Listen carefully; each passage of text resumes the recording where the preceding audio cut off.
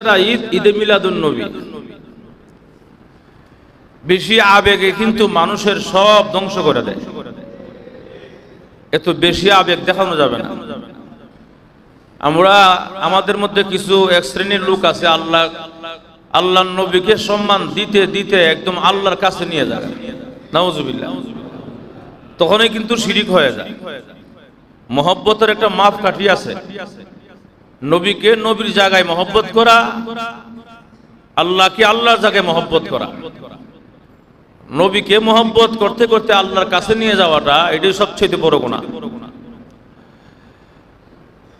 এই জন্য আনন্দ উল্লাস করে কেক কাটে, সারা জীবন ভর আল্লাহ রসুলের জিন্দিগিতে, সাহাবাই কেরামের জিন্দিগিতে ঈদ কয়টা করছে?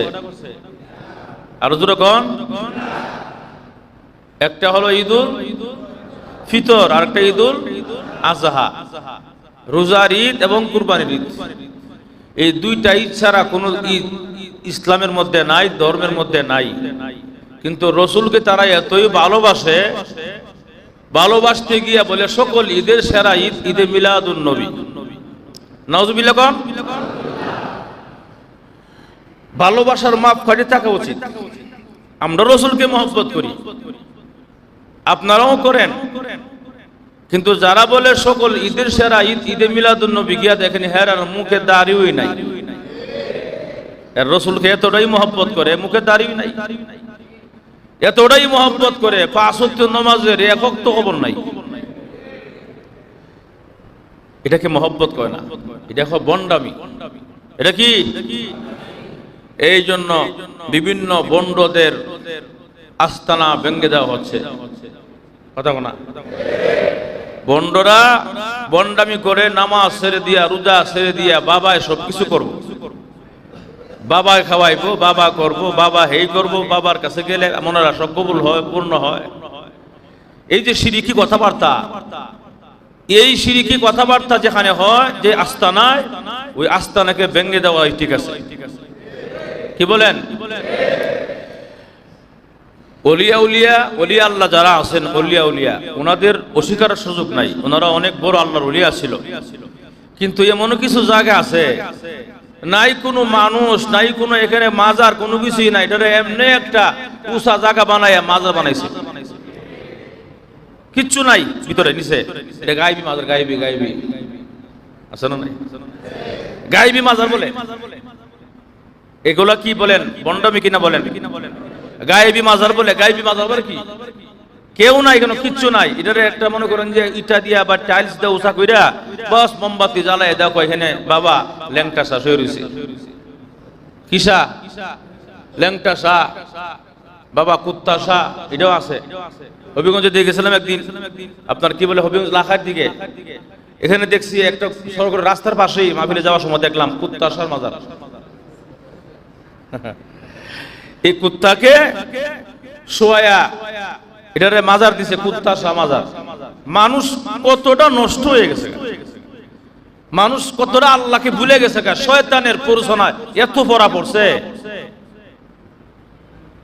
দুনিয়ার পিছনে এত পড়া পড়ছে। কেমনে দান্দা করবে, সেই দান্দার চিন্তায় ঈমান আমলের কোনো খবর নাই। কথা কন? এই জন্যে বন্ডদের আস্তানা ভেঙে দেওয়া। এখন আমাদের দেশ হবে ইসলামের দেশ। কথা না, আমরা চাই কি চাই না? আমাদের দেশ হোক কোরআনের দেশ, আমাদের দেশ হোক ইসলামের দেশ। আমাদের প্রত্যাশা আল্লাহ কবুল করুক, বলি আমিন। যাই হোক, রবিউল আউয়াল মাস চলছে, রসুলের আগমনের মাস, আবার বিদায় হওয়ার মাস।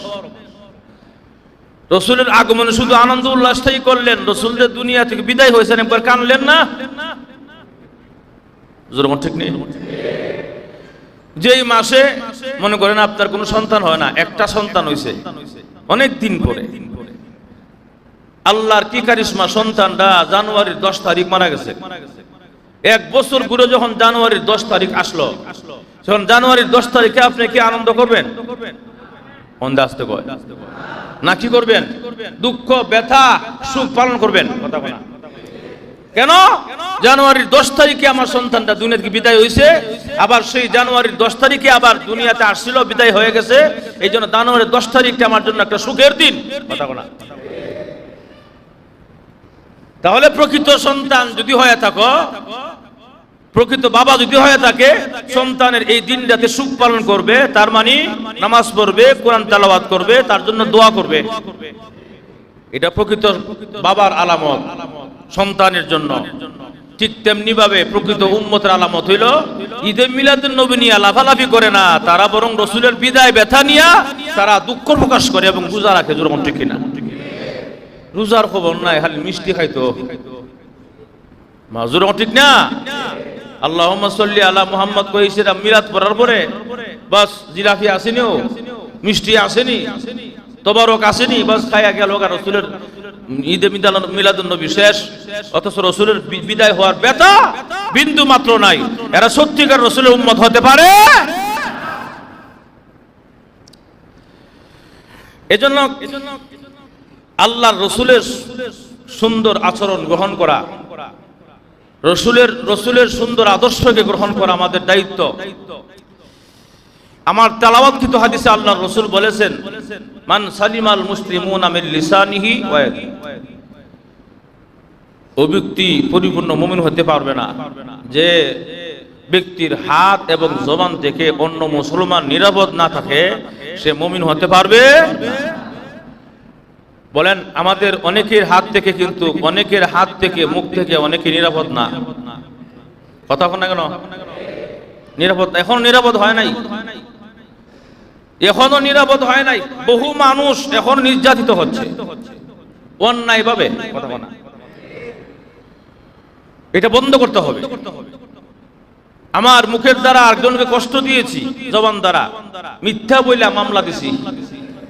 কথা না, লোকটার কোনো দোষ নাই, কিন্তু মনের জিদ্দে কেউর লোকে চলছিল কিনা ওই চলাটাকে কেন্দ্র করে বাস দে মামলা। কথা বলা।